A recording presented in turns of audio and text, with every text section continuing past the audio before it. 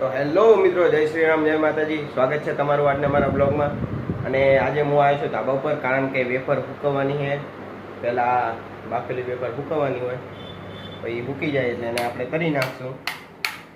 જો બતાવું તમને વેફર. આ છે વેફર, આને આપણે સૂકવવાની છે, પછી તરશું, પછી ખાઈશું તરીને.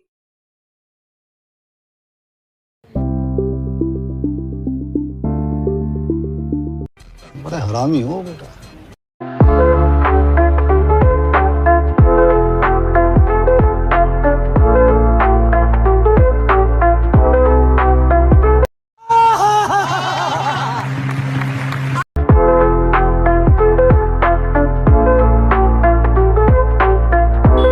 મિત્રો, આટલી વેફર તો હું એકલો ખાઈ જઈશ.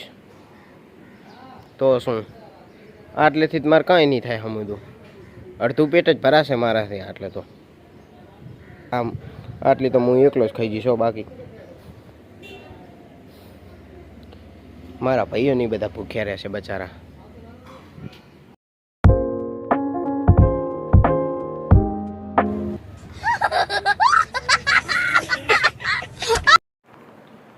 તો મિત્રો, ધાબા ઉપરથી હું વેફર સૂકવીને આવતો રહ્યો છું, અને હવે ખાવાનો ટાઈમ થઈ ગયો છે, એટલે ખાવા બેસીશ.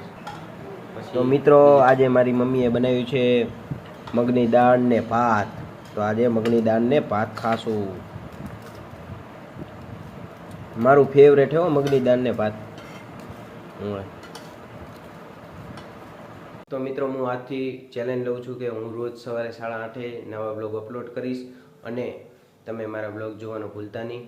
ચોથા चक्रम का ब्लॉग नहीं देखा तो क्या देखा, देख के आओ, ब्लॉग देख के आओ चौथा चक्रम का, बड़ा मज़ा आएगा. तो મિત્રો, બાકી મળીએ આપણે નેક્સ્ટ બ્લોગમાં.